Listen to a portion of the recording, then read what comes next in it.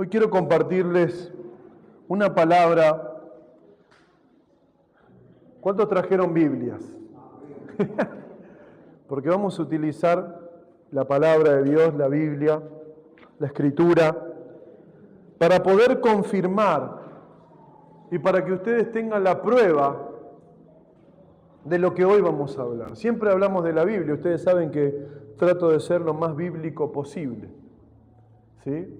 Y hoy quiero hablarles de la presencia de Dios. ¿Cuántos anhelan esa presencia de Dios? La presencia de Dios, tan importante para nuestra vida, tan importante para nuestra familia, tan importante para nuestra casa. Frente a la presencia de Dios hay dos grandes verdades, y una es que esta presencia que está en todo el mundo, porque Dios es omnipresente, no podemos huir de su presencia. Yo quiero decirte lo primero, que aunque te quieras esconder de la presencia de Dios, aunque quieras esconder tu vida, no la vas a poder esconder, porque su presencia, como dice, te va a acompañar a todo lugar donde vayas. Por eso dice la palabra de Dios en el Salmo 139, versículos 7 al 8, David dijo: ¿a dónde me iré de tu espíritu? ¿Y a dónde huiré de tu presencia? ¿A dónde? Si subiese a los cielos, allí estás tú. Y si en el Seol hiciere mi estrado, he aquí, allí tú estás. Dios está en todo lugar donde vos te encuentres. Por eso es imposible que nosotros huyamos de su presencia. Es imposible que nosotros huyamos de su presencia. Pero la otra verdad es que podemos distanciarnos de la presencia. No podemos huir de su presencia, pero nos podemos distanciar. Esto dice Marcos capítulo 7, versículo 6. Esto hablaba el Señor a los fariseos. Respondiendo Él les dijo: hipócritas, bien profetizó de vosotros Isaías, como está escrito: este pueblo de labios me honra, mas su corazón está lejos de mí. Y esto es un peligro para nosotros, porque Dios nos acompaña y nos cuida en todo lugar. Tenemos la gracia de Dios de contar con su presencia, pero está en nuestro corazón si estamos cerca o lejos de esa presencia. Si estamos cerca de esa presencia, va a haber un fruto de esa presencia. Y si estamos distanciados de esa presencia, vamos a empezar a ver en nuestro corazón un poco de religión, un poco de legalismo, un poco de duda, un poco de confusión.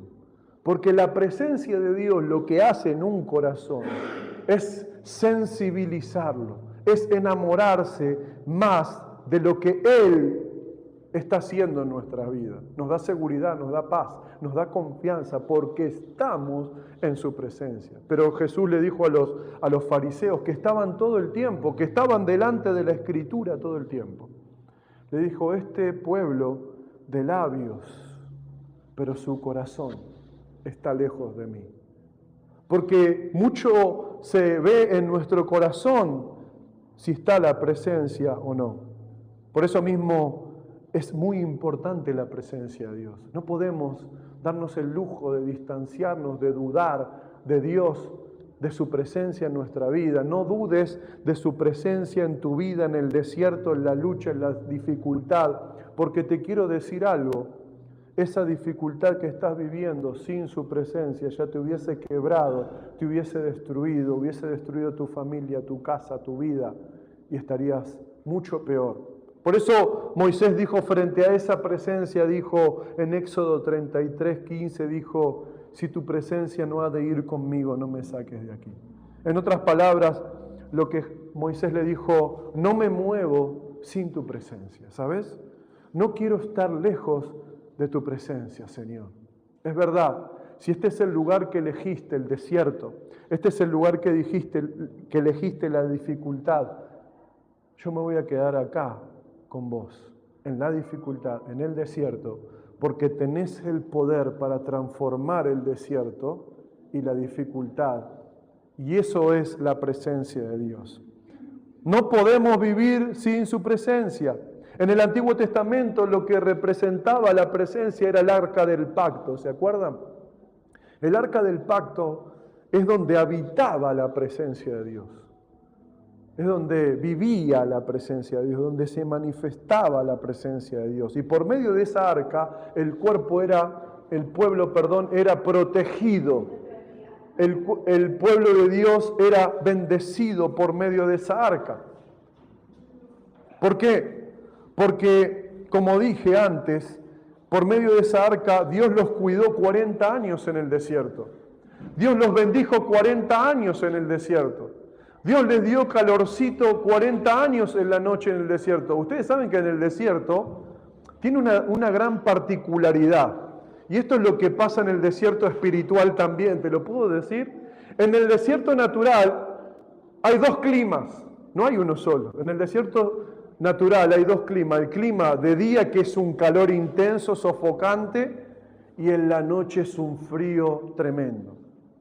Y hay otro problema en el desierto, que no tenemos dirección ni guía, no hay brújula en el desierto. Si no tenés brújula en el desierto, no sabes para dónde ir. Por eso David, que experimentó mucho desierto, dijo que Dios era su roca. ¿Por qué? Porque en el desierto a veces vos te acostás diciendo, bueno, mañana veníamos por este camino y aquella montaña de arena, para allá tenemos que ir. Y al otro día la montaña está allá porque sopló un viento y la dirección cambió completamente. Eso sucede cuando un hermano y una hermana están en el desierto. Miran para un lado, pero cambió el clima y es para otro. Tienen en su corazón por el día el fuego de Dios, pero por la noche tienen la angustia de lo que les está pasando. Por eso Dios se manifestó a través del desierto con el arca, con la presencia. Y para el pueblo de Dios la presencia de Dios era muy importante. ¿Por qué? Porque la presencia de Dios lo es todo. Hermano, Dios ha trabajado en nuestro corazón. ¿Cuántas veces? Nos ha mostrado que nuestras capacidades, que nuestra inteligencia, que nuestra fuerza, que nuestros recursos, que las cosas materiales que Él nos ha dado de un momento a otro pueden estar o no. ¿Para qué? Para que nosotros reconozcamos que todo lo que tenemos proviene de Él y viene de parte de Él. Por eso ellos pudieron estar 40 años en el desierto y resistir tantos años en el desierto con la suela llena de arena, ¿sí? Viviendo en tiendas. ¿Por qué? Porque Dios estaba con ellos. Ahora el arca también fue utilizada para cruzar el río Jordán. Era imposible en ese momento cruzar un río y Dios les dio la estrategia de que crucen el río llevando el arca. Y cuando los levitas pisaron el río Jordán, dice que el río se abrió en dos y cruzó el pueblo. La presencia de Dios es importante. Esa misma arca fue la que utilizaron ¿para qué? Para dar 7 vueltas en el pueblo de Jericó. También el arca tipifica que en el desierto, cuando el arca se levantaba, los levitas se levantaban y se movían, eran porque Dios los estaba dirigiendo a un nuevo territorio. El arca es imprescindible para nosotros, pero el arca no era un amuleto tampoco. La presencia de Dios en el pueblo de Israel no era un amuleto, porque hubo un momento que ellos pensaron que el arca la llevaban a todos lados y vencían. Pero Dios empezó a hacer, ¿viste cuando Dios se pone un poquito más profundo? Un poquito más profundo. Es como los padres con los hijos. Te enseñan de menos a más. Pero hay un momento donde el papá y la mamá tienen que enseñarle cosas más profundas al hijo para saber avanzar en la vida. Y Dios hasta ese momento les daba victorias y victorias y victorias, pero llegó un momento que dejó de darles victorias porque el pueblo de Israel tenía su corazón apagado. Estaban sirviendo a Dios y ministrando a Dios a su manera. Y vino el pueblo de los filisteos a atacarlos y murieron como 4.000 israelitas. Y claro, se volvieron a su territorio y dijeron, ¿qué está pasando? ¿Por qué Dios esta vez no nos bendijo? ¿Por qué Dios esta vez no nos dio la victoria? Porque había cosas que ellos tenían que aprender. Y era una de ellas, eran que Ellos vivían a su manera y después querían la victoria. Dice que cuando, el arca fue robada por los filisteos, hermano, el arca fue robada por los filisteos. La presencia de Dios fue robada. ¿Y saben cuánto estuvo en el pueblo de los filisteos? 7 meses. ¿Y saben lo que Dios hizo esos 7 meses? ¿Lo quieren leer conmigo? Vamos a 1 de Samuel, capítulo 5. ¿Qué hace la presencia de Dios con los enemigos? Los vence. Dice, cuando los filisteos capturaron el arca, la llevaron desde Ebenezer a Asdod, desde un punto a otro. ¿Sí? Y tomaron los filisteos el arca de Dios y la metieron en la casa de Dagón y la pusieron junto a Dagón. ¿Quién era Dagón? La imagen de Dagón era mitad pez, mitad hombre. Era un dios para los filisteos muy importante. El dios de la tierra, el dios de la multiplicación natural, el dios de la abundancia. Y cuando al día siguiente los de Asdod se levantaron de mañana, he aquí Dagón postrado en tierra delante del arca de Jehová, y tomaron esa estatua de Dagón y la volvieron a su lugar. Es decir, que de un día a otro, cuando fueron a la habitación, Dagón estaba caído delante del arca. Y al día siguiente, y volviendo a levantarse de mañana al siguiente día, he aquí que Dagón había caído postrado delante del arca de Jehová, y la cabeza y las 2 palmas de la mano estaban cortadas sobre el umbral, y habiéndole quedado Dagón el tronco solamente. Sigamos. Por esta causa los sacerdotes de Dagón y todos los que entran en el templo de Dagón no pisan el umbral de Dagón en Asdod hasta hoy. La presencia de Dios fue tan fuerte que esa figura, que ese ídolo fue destruido. Pero no quedó solo ahí, sigamos. Y se agravó la mano de Jehová sobre los de Asdod y los destruyó y los hirió con tumores en Asdod y en todo el territorio. Y viendo esto los de Asdod dijeron, no quede con nosotros el arca de Dios de Israel, porque su mano es dura sobre nosotros y sobre nuestro Dios Dagón. Convocaron pues a todos los príncipes de los filisteos y les dijeron, ¿qué haremos con el arca de Dios? Y ellos respondieron, pases el arca del Dios de Israel a Gat, y pasaron allí el arca de Dios de Israel. Vamos a dejarlo hasta ahí. ¿Qué pasó con esto? La tremenda presencia de Dios que se robaron por 7 meses, destruyó al ídolo Dagón, nadie lo tocó, se cayó ahí un día, al otro día la cabeza estaba cortada y las manos estaban cortadas. ¿Quién fue el que hizo eso? Dios. La presencia de Dios estaba, escuchá esto, y esto anotátelo, la presencia activa de Dios. Porque se tiene que activar en nuestra vida su presencia. Se tiene que activar en nuestro espíritu su presencia. Estuvo 7 meses la presencia en el territorio de los filisteos y derrotó, lo destruyó. ¿Y saben qué? Aunque destruyó a su ídolo, no se convirtieron. Eso es lo que pasa hoy mucho. Dios nos muestra su poder, Dios nos muestra su gloria, Dios nos muestra su poder milagroso, y aún nosotros estamos como los filisteos, atados al dolor, atados a la incredulidad. Pero Dios ya hizo milagros, hizo maravillas. Y así estaba el pueblo de los filisteos. Claro, ¿y después qué pasó? Se sacaron el arca de encima. Porque era un problema la presencia de Dios. Eso también es para el pueblo de Dios. Ojo con nosotros también. Porque si no estamos en santidad, porque si no estamos bien delante de Dios, la presencia se vuelve algo que empieza a afectarnos. Como pasó en el pueblo de Israel. El pecado traía lepra. Y la lepra traía vergüenza. Y la vergüenza traía división de la familia, porque era un problema tener lepra de un día a otro, y eras de repente cortado de tu casa y te tenían que llevar a una ciudad donde estaban todos los leprosos. Entonces es importante que nosotros sepamos que ya no está la presencia en el arca, sino que está en nuestro corazón, que somos templo del Espíritu Santo. Y hoy lo que yo te quiero hablar es que esa presencia quiere obrar en tu vida, que esa presencia está igual que vos queriendo destruir a tus enemigos. Dios es el que más quiere destruir a tus enemigos. Dios es el que quiere darte la victoria. Pero hay una realidad que hoy la vamos a conocer. Y es fuerte. Es importante que nosotros sepamos que no fuimos llamados a tener la presencia, sino a ministrar la presencia. A ministrar esa presencia, a adorar, a ministrar como hacían los sacerdotes. Por eso Dios nos llamó reyes y sacerdotes, porque somos ministros de esta presencia. No es que venimos y no tengo ninguna responsabilidad en la iglesia. Oh, mi hermano, pero delante de Dios tenés que ministrarlo.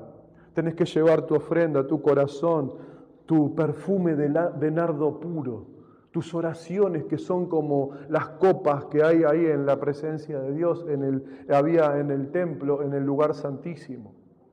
Uno entra. Dios no ministra con lo que hace, ministra con el corazón que tiene delante de Dios. Dice que después de que se sacaron el arca de encima, claro, porque era un problema, el arca, ¿saben cómo se la sacaron de encima? Claro, no, es largo el pasaje, se la pusieron en un carro, encima de 2 vacas, y pusieron ofrendas ahí. Mirá vos, los filisteos, los ídolos, los sacerdotes del diablo, mandaron ofrendas sabiendo que todo Dios quiere una ofrenda. Y para que la ira de Dios se calme, tenían que hacer una ofrenda. Y dijeron, bueno, vamos a poner el arca sobre 2 vacas, y si las vacas siguen derechito, es porque Dios, el arca se va de acá. Y claro, la sacaron de esa manera, léanlo, es tremendo. Y llegó hasta el pueblo de Israel. Y dice que cuando llegó el pueblo de Israel hubo un festejo, hubo una alegría, porque volvieron a recibir el arca, volvieron a recibir la victoria, volvieron a recibir supuestamente la presencia de Dios. Y miren lo que dice Primera de Samuel, bueno, vos lo tenés ahí, Luisa, ¿cómo es? Primera de Samuel 7, versículo 1, dice, vinieron los de Kiriat Jearim, y llevaron el arca de Jehová y la pusieron en la casa de Abinadab, situada en el collado. Miren lo que hicieron. Santificaron a Eleazar su hijo para que guardase el arca de Jehová. Desde el día que llegó el arca de Jehová a Kiriat Jearim pasaron muchos días, 20 años. Y toda la casa de Israel lamentaba en pos de Jehová. Pongamos en la NTV, si puede ser, este versículo 2. Y el arca de Jehová, el arca permaneció en Kiriat Jearim mucho tiempo, 20 años en total. Durante ese tiempo todos los israelitas se lamentaron porque parecía que el Señor los había abandonado. Acá hay algo que no se comprende, ¿no? Porque si el arca de Jehová estaba ahí, no estaban abandonados. Pero parecía que estaban abandonados porque esa presencia en la casa de Abinadab estaba pasiva, no estaba activa. ¿Cómo puede ser que en 7 meses en el campo de los filisteos cayó Dagón, hubo tumores y estuvo 20 años en la casa de Abinadab, la presencia, la fe, la palabra, la oración y nada pasó? ¿Qué es lo que pasó en la casa de Abinadab? Abinadab había sido elegido por Dios para que el arca vaya a su casa. Pero ¿saben qué pasó en la casa de Abinadab? No ministraban a Dios. No ministraban al Señor. Y cuando vos no ministrás a Dios en tu casa, la presencia de Dios en tu casa no desciende. Por eso estuvo 20 años así. 20 años sin pasar nada. ¿Sabes por qué? Dios me habló.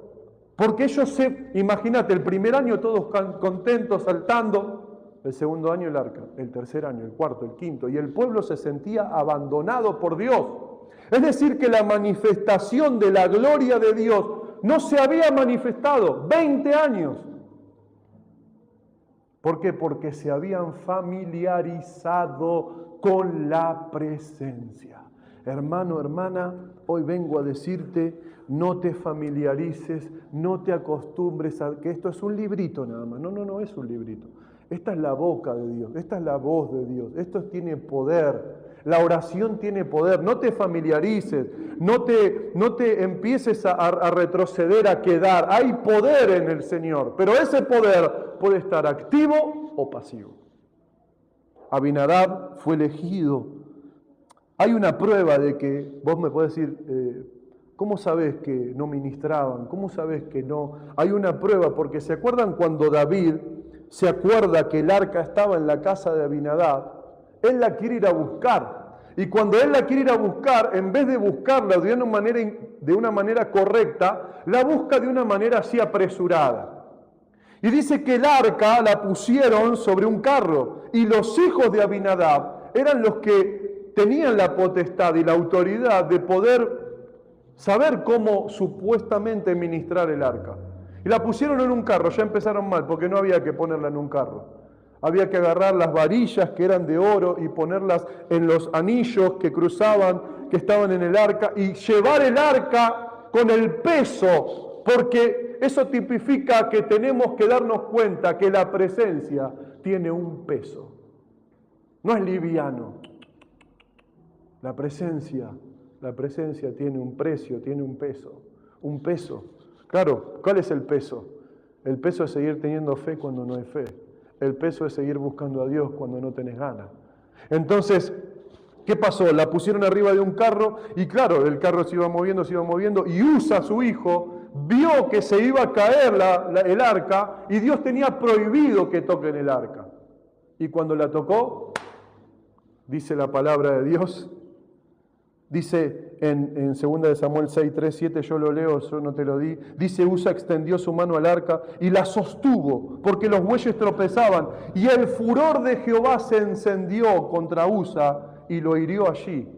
¿Por qué pasó esto? Porque era evidente que Abinadab y sus hijos no se instruían en las cosas de Dios. Claro, el arca estaba ahí, se familiarizaron, se acostumbraron.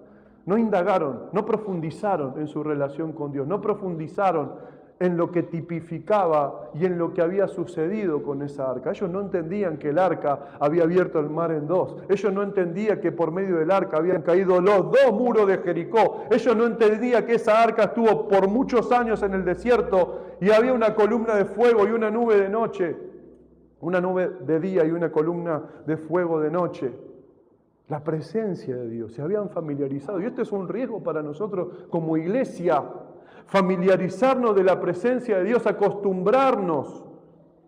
Bueno, total, listo, está la presencia, no pasa nada. Esa presencia producía milagros. ¿Vos creés que la presencia de Dios va a producir milagros en tu vida? ¿O te familiarizaste, te acostumbraste y es más, renunciaste? Porque también hace 20 años, 30 años, 15 años, 10 años que está la presencia y no pasó nada.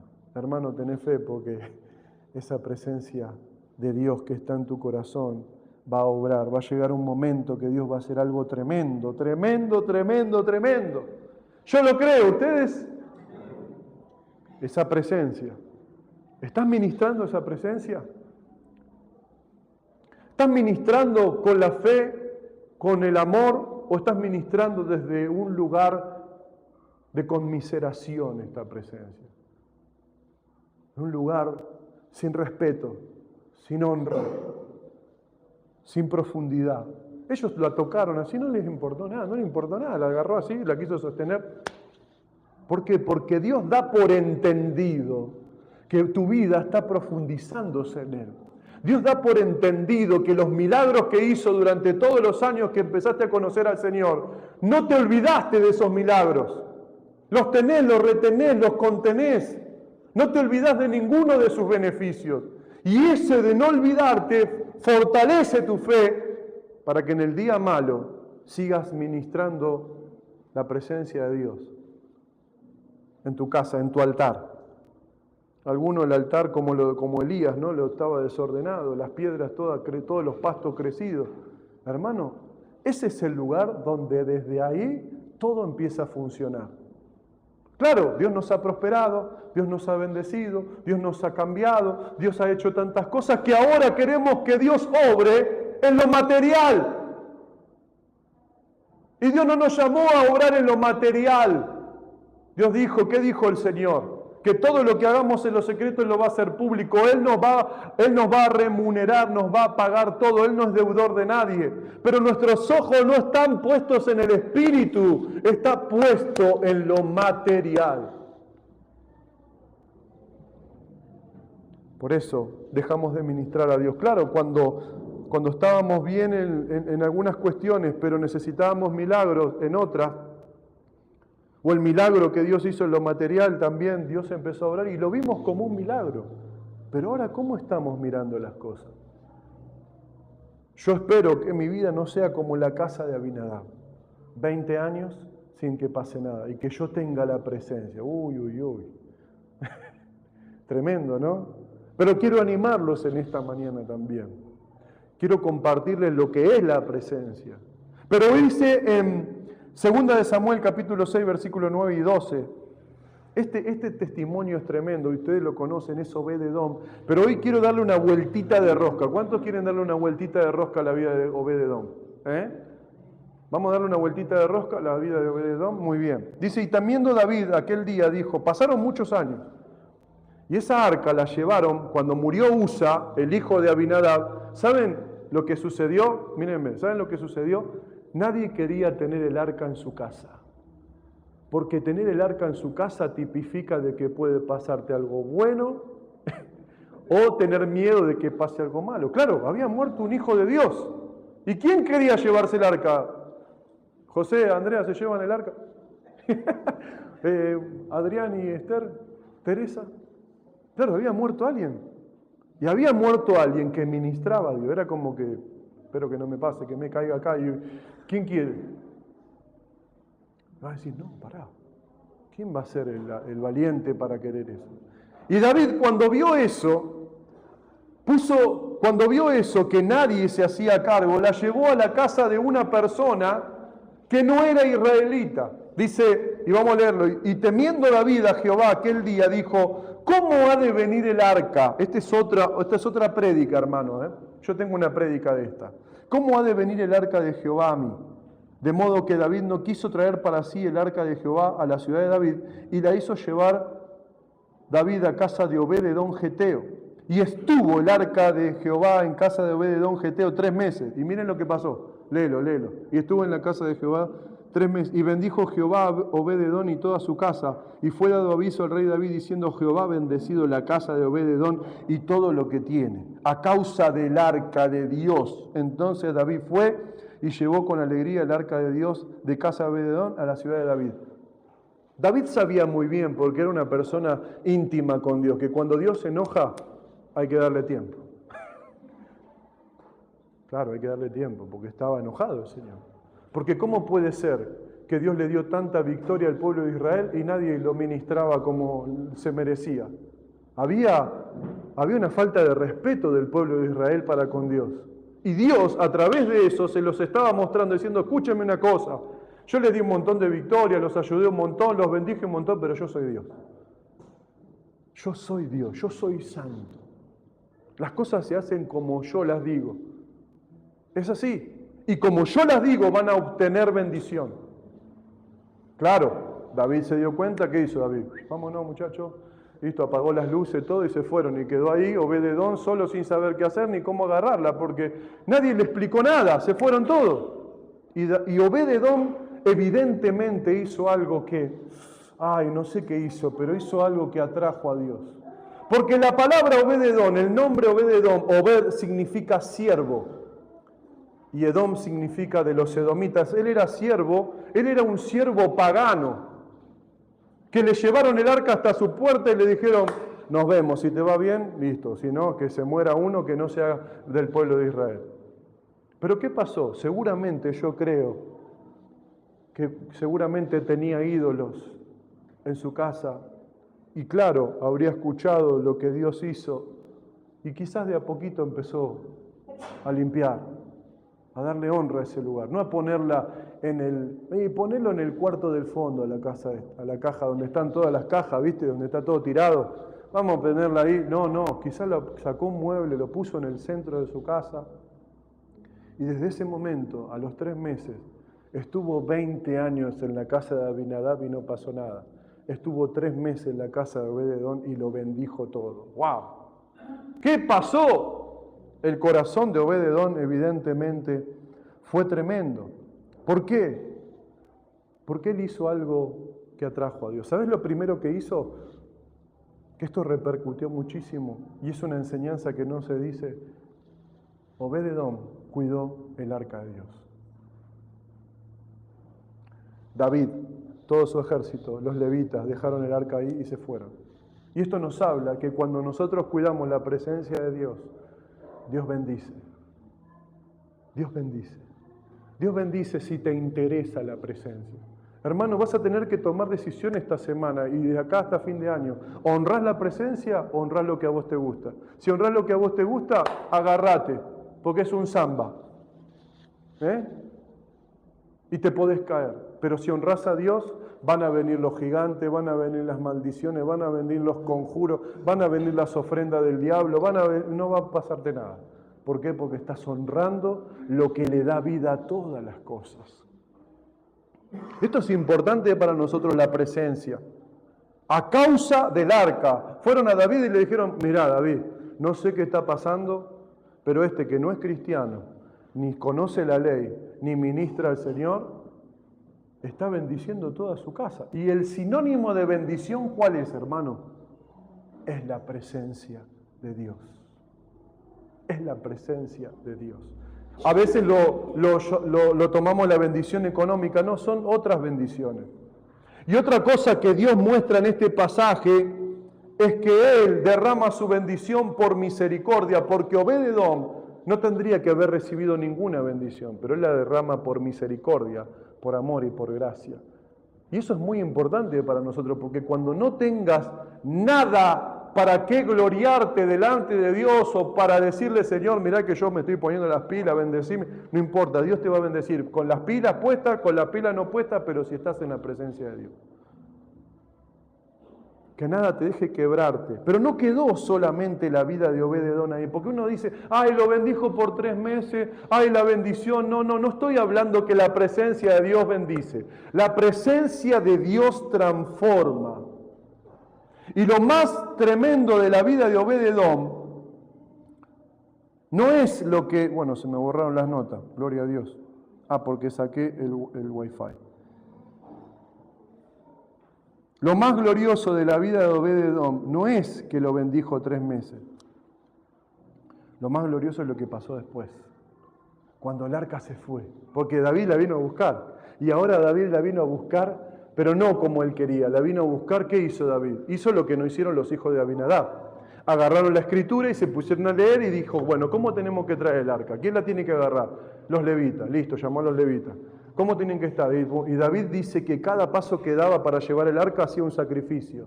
Es decir, agarraba un animal, lo mataba y adoraban al Señor. Y hacía otro paso, no sé cuándo animal le mató, pero hizo un sacrificio constante. ¿Por qué? Y esto habla también un poquito de nuestras vidas. Si queremos la presencia, hermano, hagamos sacrificio.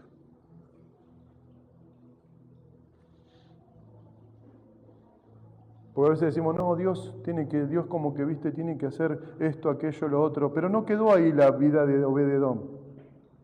Sino, dice la palabra de Dios en Primera de Crónicas, capítulo 16, y esta parte es hermosa porque dice, así trajeron el arca de Dios y la pusieron en medio de la tienda que David había levantado para ella. Y ofrecieron holocaustos y sacrificios de paz delante de Dios. ¿Por qué? Porque supuestamente Dios estaba enojado. Y cuando David acabó de ofrecer el holocausto y los sacrificios de paz, bendijo al pueblo en el nombre de Dios. Sí. Y repartió a todos Israel, hacia hombres como mujeres, a cada uno una torta de pan, una pieza de carne y una torta de pasas. Sigamos. Y puso delante del arca de Jehová ministros de los levitas para que recordasen y confesasen y lo hacen a Jehová, Dios de Israel. ¿Qué puso delante del Señor? A levitas, a personas que adoren a Dios, que adoren la presencia, que ministren la presencia. ¿Sí? ¿Y qué más dice? Asaf fue el primero, el segundo después de él, Zacarías, fueron las personas que puso el Señor. Eran levitas, ¿no? Eran levitas los que tenían que estar ahí, pero miren, ¿ven el nombre que hay ahí? ¿Ven el nombrecito que hay ahí? ¿Era un levita Obed-edom? ¿Por qué estaba ahí? Dice, Asaf fue el primero. Asaf es el que escribió los salmos, salmo de Asaf. El segundo después de él, Zacarías, Jehiel, Jehiel, Matatía, Eliab, Benaía y Obed-edom y Geliel con sus instrumentos de salterio y arpas, pero Asaf sonaba con los címbalos. Sigamos. O el 37 y 38. Y dejó allí delante del arca del pacto a Jehová a Asaf y a sus hermanos para que ministrasen de continuo delante del arca cada cosa en su día. Y a Obed-edom. ¿Y qué más dice ahí?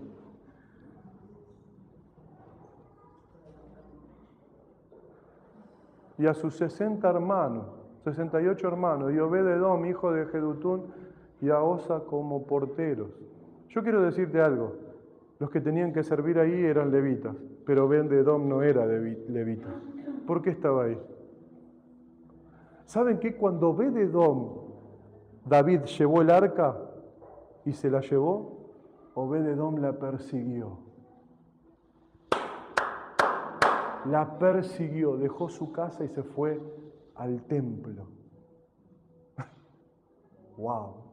Eso es lo que tenemos que hacer. Sí, la presencia de Dios te va a bendecir los 3 meses como Obed-edom, pero cuando la presencia de Dios se fue, el mueble se fue, ¿qué dijo Obed-edom? Nos mudamos, vamos, listo, y persiguió el arca. Y no solamente eso, sino que esta presencia lo transformó a él como persona, pero también lo transformó a él como un siervo. Él dijo, mira, yo no sé qué puedo hacer por el arca, esta presencia a mí me cambió la vida, ¿lo podés comprender? Esta presencia cambió mi familia, esta presencia cambió mi economía, esta presencia cambió el clima de mi casa, esta presencia lo bendijo todo y a todos los que estaban en mi casa. Yo me quiero ir con ella. Eso es lo que produce la presencia. Y dice que se fueron. Y a mí cuando yo leía esto de los teólogos, no, yo pensaba y decía, ¿es mi amor de igual manera por esta presencia? Que si Dios se va de otro lugar, de acá a otro lugar, yo me iría, dejaría todo. Dejaría mi familia, dejaría todo. Menos mal que la familia lo siguió, porque vio en él un testimonio de la presencia. No es que acá en la iglesia, aleluya, y en casa, azotamos los muebles, rompemos las cosas, no. Otra vez lo mismo. ¿Y Dios dónde está? Dios te ve más en tu casa que acá, ¿eh? Dios te ve cuando nadie te ve. Dios ve esto, los pensamientos, y dice que Él pesa las intenciones del corazón. Evidentemente la vida de Obed-edom, y lo más lindo de todo es que no le cambió el nombre. No le cambió el nombre, no le puso el levita. ¡Wow! No, siguió siendo Obed-edom. Y me impacta cómo él pudo demostrar o mostrar sin darse cuenta. Y Obed-edom y a sus 68 hermanos estuvieron ahí. Estuvieron con Asaf, el que hizo los salmos, hermano, adorando, cantando. Como un pagano de un momento a otro. Lo que vivió 3 meses le cambió la vida. Y muchos de nosotros estamos como Abinadab quizás hace muchos años y tenemos que experimentar la presencia de Dios activa en nuestro corazón. Nos tenemos que ir de la iglesia diciendo, llego a casa, mira, voy a comer, voy a hacer todo, pero hoy levanto el altar de nuevo, levanto mi vida de nuevo, voy a volver a orar, voy a volver a buscar, voy a volver a ayunar, voy a poner música todo el tiempo, me voy a dejar de quejar, voy a empezar a consagrar mis palabras, mis pensamientos. Quiero ministrar a Dios con todo mi corazón, con un corazón puro, porque ¿saben lo que tenemos los seres humanos, hermano? Que somos tan inteligentes que podemos dar una buena prédica con un corazón oscuro.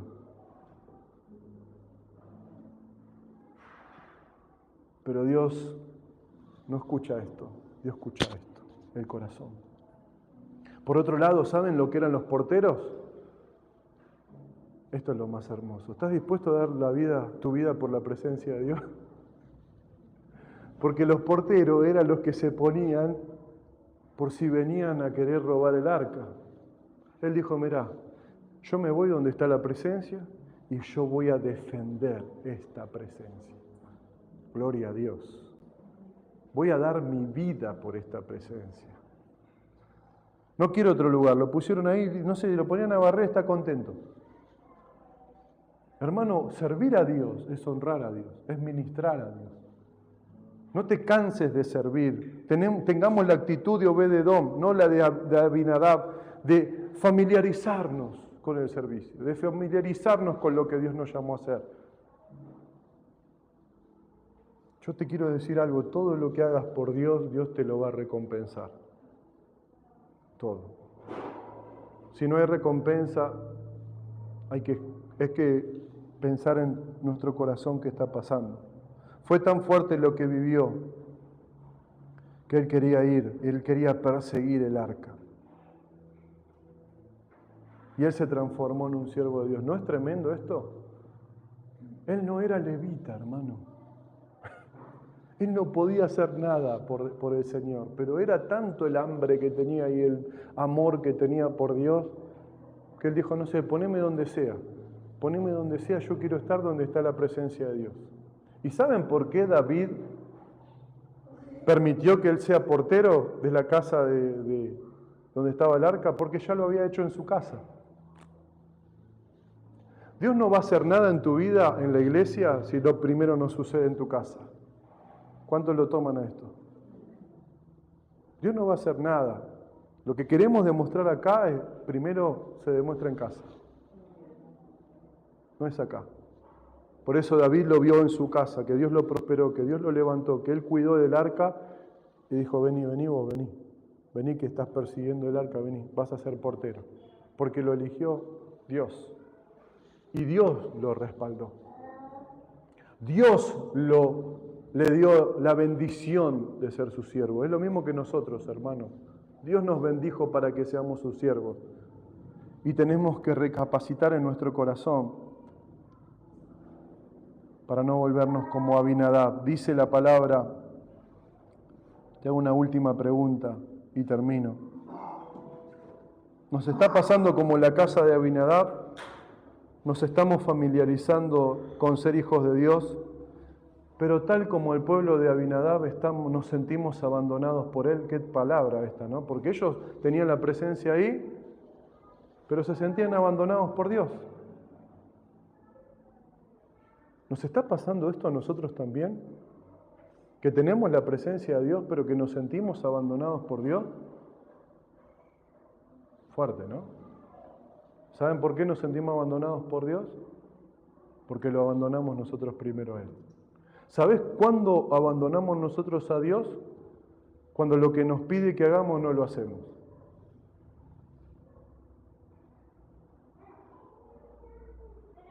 Supuestamente vos le dijiste en oración, Señor, yo voy a hacer todo lo que me digan. Pero pasaron los años y ahora pusiste cláusulas, aparecieron las cláusulas. ¿No? No, pero yo te firmé con esta cláusula, si no me hacías esto, si no me hacías... se trataba de vos y no de mí. Yo te tengo que servir a vos. Ahora entiendo. No era un servicio de corazón, era un servicio con cláusulas. Ahora yo te tengo que servir a Dios, ¿no? ¿Se trata de que Dios te tiene que servir a vos? No. Se trata de que Dios te llamó para servirlo a Él como una honra. Oro para que Dios nos vuelva a enamorar de su presencia y para que, como sucedió con Obed-Edom, suceda con nosotros. Yo creo con todo mi corazón que si te dispones a ministrar a Dios como Él te lo llamó a hacer y te pones a hacer lo que Él te llamó a hacer, en 3 meses te va a pasar quizás lo de Obed-Edom. Quizás lo trataron como un loco. ¿Cómo vas a recibir el arca si nosotros servimos al otro Dios? A mí no me interesa. A mí me dijeron, me la pusieron acá, ya está. ¿Te interesa lo que opinen los demás? ¿Te interesa? Tenemos que levantarnos, hermanos. Dios nos dio una presencia para compartir, para que se propague, para que se expanda esa presencia de Dios. ¿Amén? ¿Hoy Dios te habló o no?